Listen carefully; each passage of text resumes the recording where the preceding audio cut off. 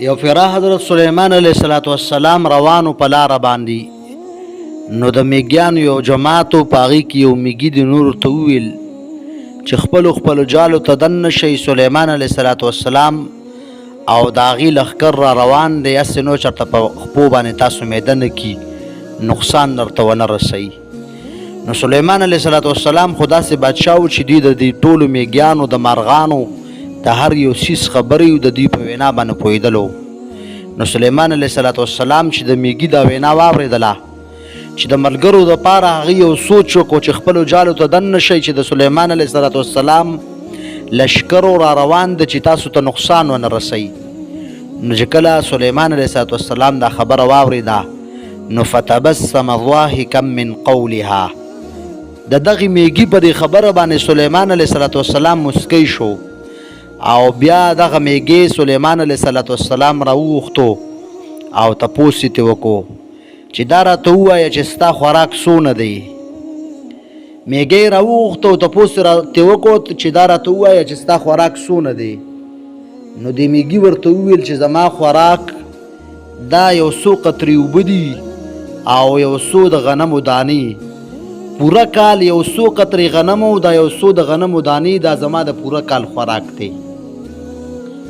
نو سلیمان علیه السلام دې میږي ته وویل چې زه ستا نه امتحان علم. ته ویل چې پوره کال زما خوراک یو څو دانې د غنمو او دغه شان یو څو څاڅکې اوبه دي، نو زه ستا نه امتحان علم. سلیمان علیه السلام دا میږی راونیو او دا یې په یو ځای کې بند کړو او هغې چې څونه خوراک ښودلی و چې پوره کال زما خوراک یو څو قطرې اوبه یو څو دانې. سلیمان علیه السلام هغې کم خوراک چې ښودلی و هغه یې راواغېستلو او دغې میږي سره یې بند کړو، میږی قید کړو. چې کله یو کال تیر شو نو دغه یو کال پس میږی راووتلو، ښه صحیح سلامت دی. او سلیمان علیه السلام چې کوم خوراک د دې سره ایښی و د یو څو قطرې اوبو او یو څو دانې،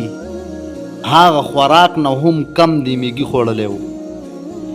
اول خو دې وویل چې زما خوراک یو څو قطرې اوبه دی او یو څو دانې دی، خو چې کله سلیمان علیه السلام هغه د هغې د وینا مطابق هغه خوراک او د هغې د اندازې مطابق هغه خوراک هغې سره بند کو، یو کاله پورې قید کو.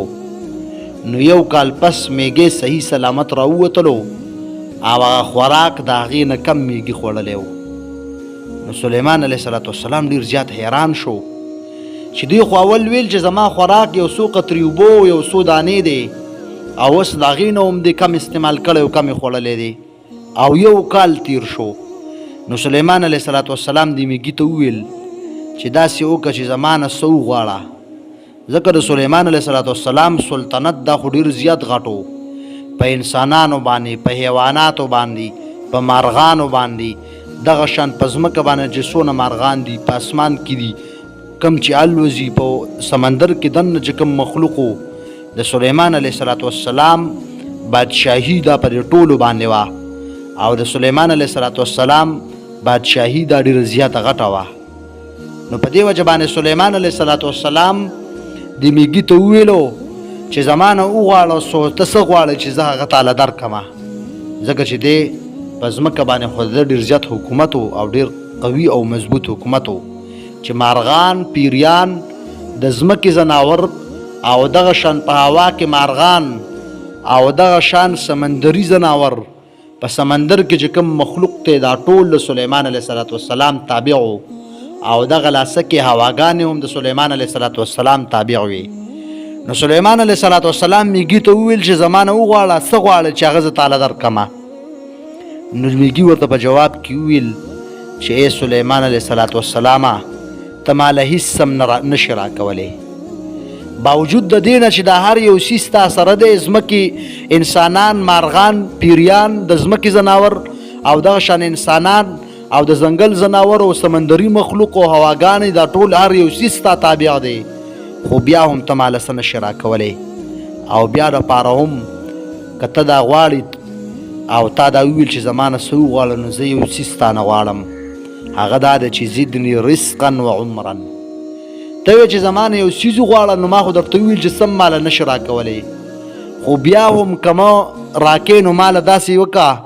چې زه ستانه د رزق او د عمر د زیاتېدو سوال کومه،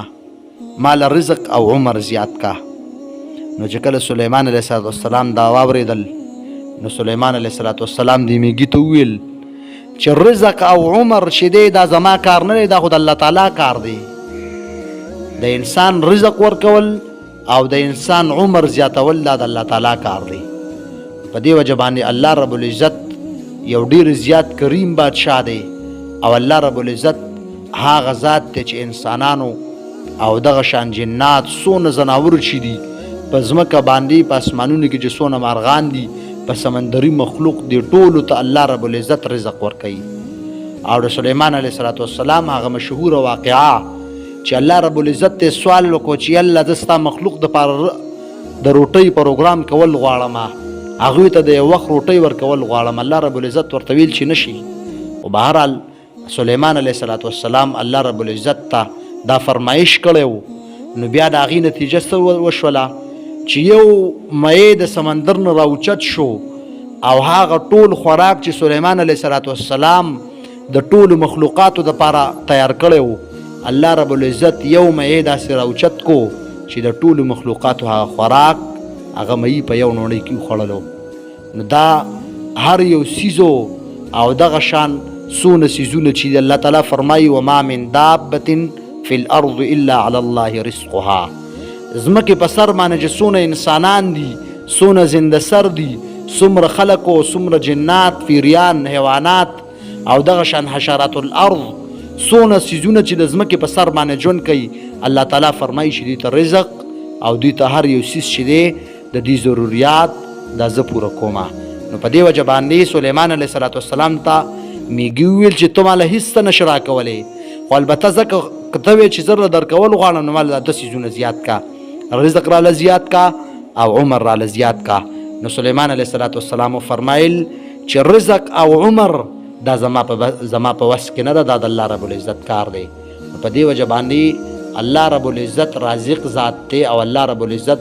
د تمام مخلوقاتو او تمام انسانانو ضروریات دا پوره کوي.